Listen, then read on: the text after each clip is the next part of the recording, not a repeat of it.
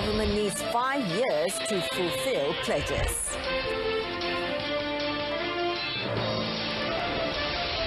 Slight reprieve in East Coast floods.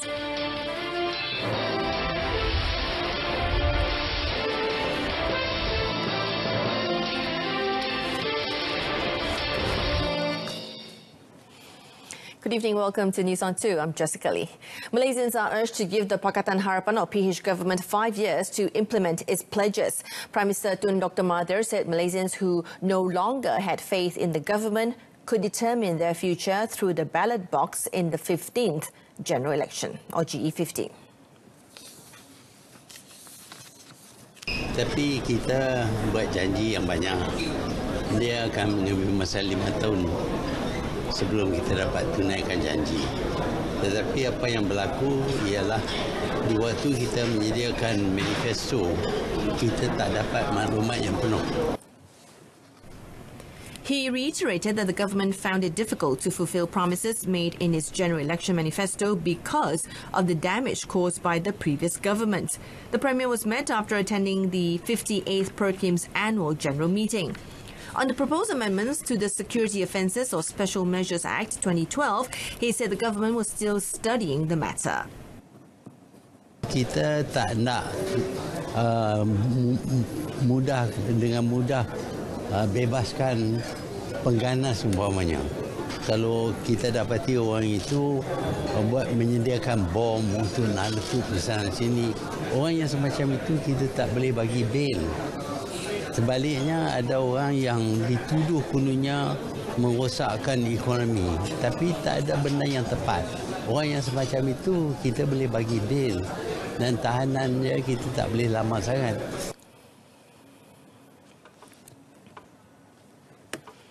The government will seek ways to resolve the issue of the ringgit's depreciation as it is a source of concern among Malaysians. Prime Minister Tun Dr. Mahathir Mohamad said this when responding to media reports on a study conducted by independent think tank Emir Research that found the National Worry Index is at the maximum level with a score of 0.77 on a scale between 0 and 1. Satu daripada sebabnya ialah pihak yang menurunkan nilai mata wang kita. Kalau dulu mata wang kita RM3.80 $1 Amerika, sekarang RM4.20.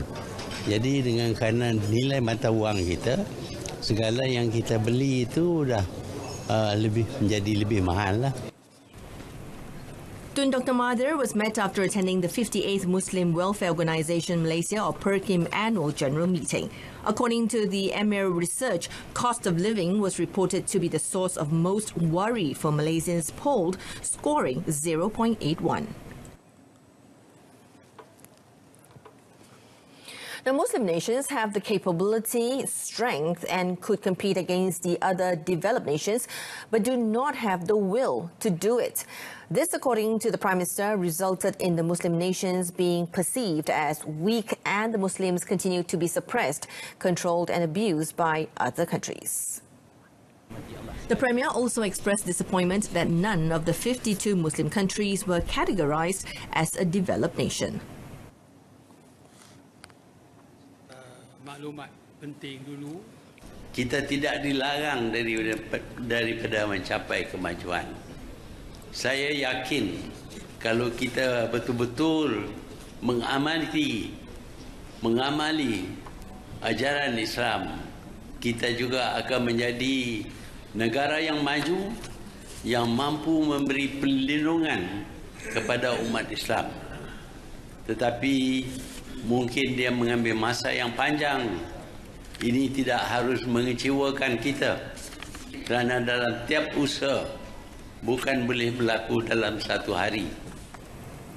He said this when speaking at the 58th annual general meeting of the Malaysian Muslim Welfare Organisation or PERKIM.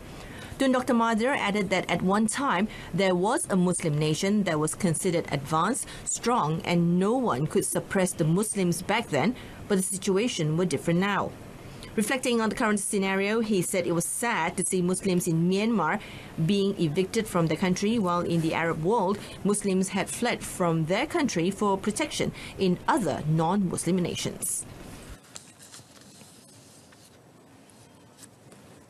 Let's take a look at the flood situation in Terengganu and Kelantan. The closure of 5 temporary relief centres or PPS in Terengganu this afternoon has brought the total number of evacuees down to 2,220 people from 634 families. Now, according to the Social Welfare Department's disaster info portal, only 35 PPS were still operating in 4 districts statewide. The number of flood victims in Setiu has also dropped to 355 people from 133 families after 4 relief centres were closed.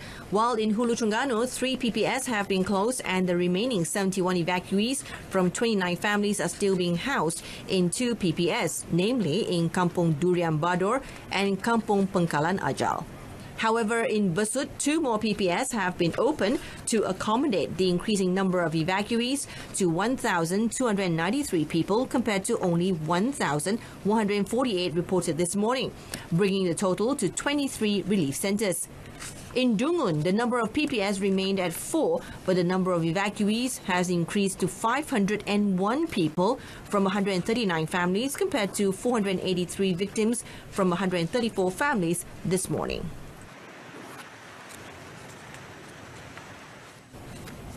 Meanwhile, in Kota Bharu, Kelantan, the number of flood victims has dropped to 261 from 70 families at 1 p.m. today, compared to 315 people recorded this morning. They were given temporary shelter at 9 PPS in 3 districts, namely Tanah Merah, Kuala Krai and Machang. In Kuala Krai, the flood situation has improved with 3 PPS were closed, namely in the Kuala Pertang Nursery, Kampung Mia Hall and Sekolah Kebangsaan SK Sungai Embek. The number of evacuees in the district has also dropped to 69 people and housed at 2 PPS, namely 63 victims at SK Chenulang and another 6 were placed at the veterinary office. However, the number of flood victims in the Tanah Merah has increased to 155 compared to 103 in the morning and given shelter at 6 PPS, SK Kelewek, SK Bukit Panau, SK Alor Pasir, Kampung Padang Kijang Multipurpose Hall, SK Kulim and Mukim Kuala Kepok Mosque. In Machang, the number of evacuees remained unchanged at 37 people and housed at PPS SK Park Roman. A teenager died after he was believed to have fallen from the 4th floor of a 17-storey apartment in Kuala Terengganu. In the 8:30 p.m. incident at a People's Housing Project or PPR flat in Padang Hileran, the victim, Muhammad Daniel Muhammad Anwar, aged 20, was believed to have slipped before falling off. The victim died at the scene due to severe injuries to his head and limbs. A resident of the PPR, Ahmad Hazlan Abdul Rahman, said he was watching television before he heard a loud impact noise that he ignored as he thought the noise came from the kids playing in the area. Dengar macam benda jatuh, benda kuat dengung. Kalau sini biasa dengar benda kuat tu memang kita biasalah tak benda kan. Lepas tu dengarlah kata ada orang jatuh tu. Bila ada jatuh tu, saya pun terus tengok turun bawah. Tengok jenazah tu ada orang angkat dah sampai situ. The body was sent to Sultanah Nur Zahira Hospital, Kuala Terengganu for post-mortem. Terengganu Crime Investigation Department Chief ACP Razmi Muhammad Gunos, who was contacted, confirmed the incident. 6 Vietnamese nationals were arrested in a raid by the Immigration Department at an entertainment centre in Manjung, Perak early this morning. During the raid, the Vietnamese who were working as GROs were entertaining the customers in a room at the premise.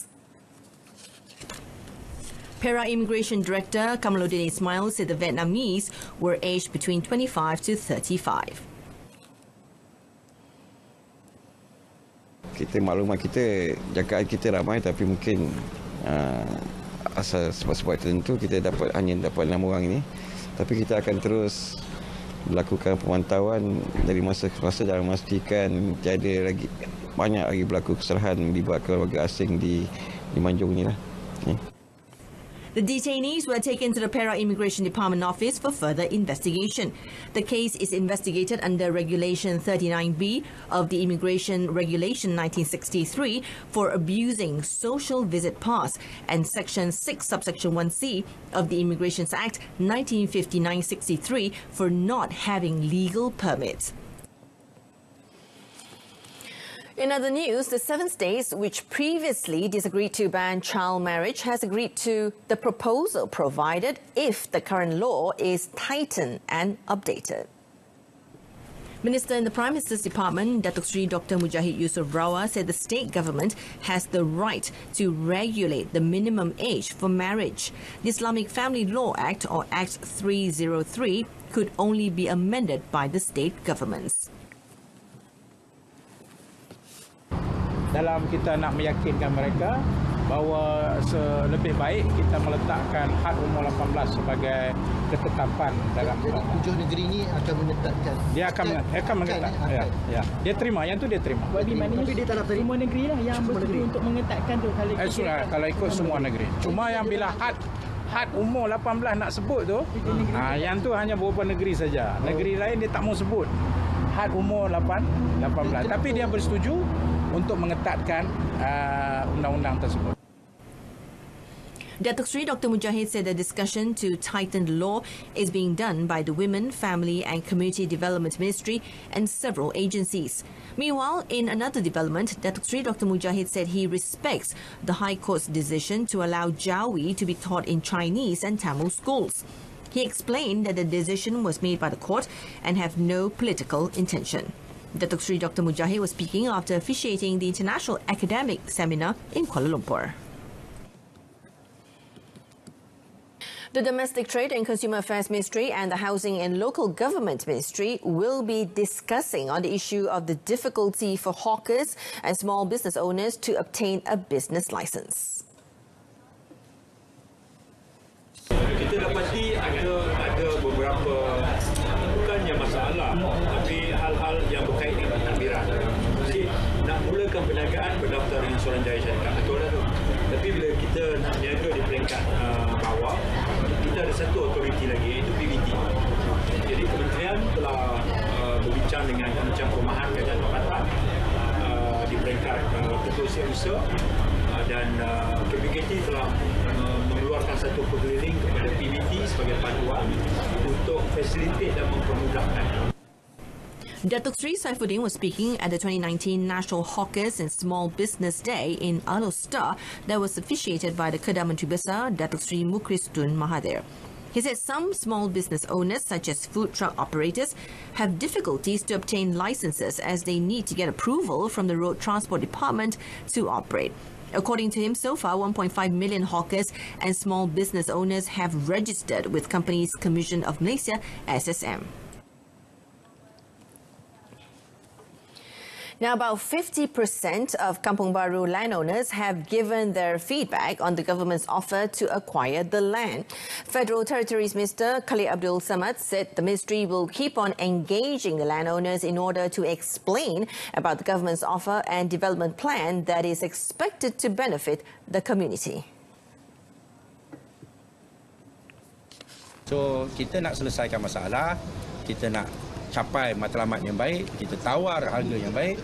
So tak ada sebab perlu gunakan akta pengambilan tanah. Tak ada sebab. Kalau orang semua faham. Ni yang itulah yang saya katakan kita buat kumpulan kecil, pergi jumpa, explain, so people understand. The landowners were given until June next year to give feedback on the offer made by the government to acquire the land. Khalid was speaking after officiating the Sungai Petani Municipality Development Project. The Tabung Harapan Malaysia, or THM fund, totaling RM205 million has been fully utilised to pay the debts of One Malaysia Development Berhad, or 1MDB.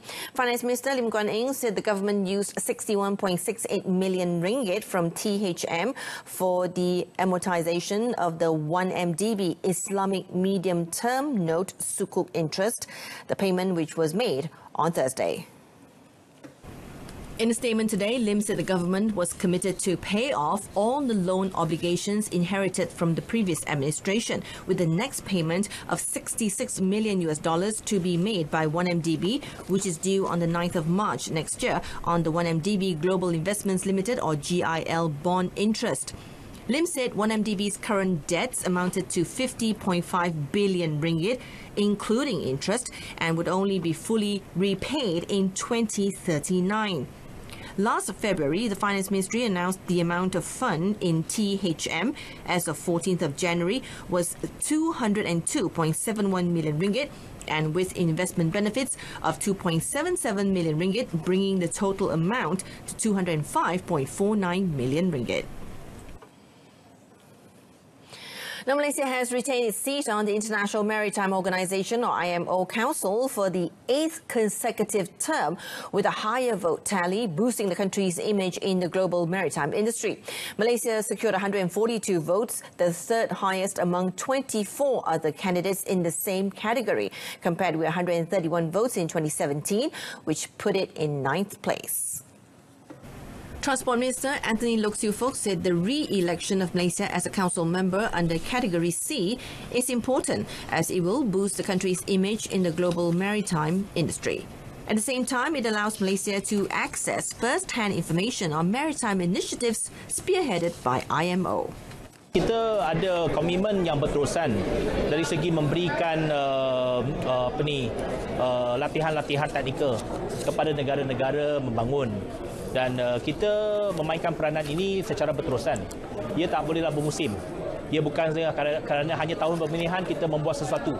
Tidak, ia kita perlu memainkan peranan sepanjang masa. Dan kita melihat ini sesuatu yang sangat baik kerana ia membina hubungan kita dengan dunia luar. Category C comprises 20 states with special interests in maritime transport or navigation and whose election to the council will ensure the representation of all major geographic areas of the world.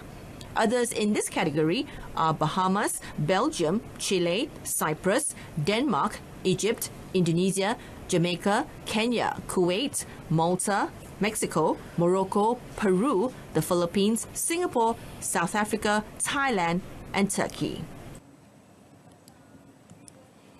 Now, success has the potential to influence mankind with lust, causing them to lose their focus, invoke jealousy, spark acts of malice, and slander against each other. Now, Sultan Perak, Sultan Nazrin Shah, said success could also lead to all sorts of power struggles, which then lead to a leadership crisis. Membina kejayaan adalah satu cabaran, tetapi mengekalkan kejayaan merupakan cabaran yang lebih besar dan lebih mencabar. Kejayaan berpotensi mengundang rasa terlalu cepat berpuas hati. Kejayaan berpotensi mengundang rasa riak, sifat ego dan keengganan melakukan perubahan.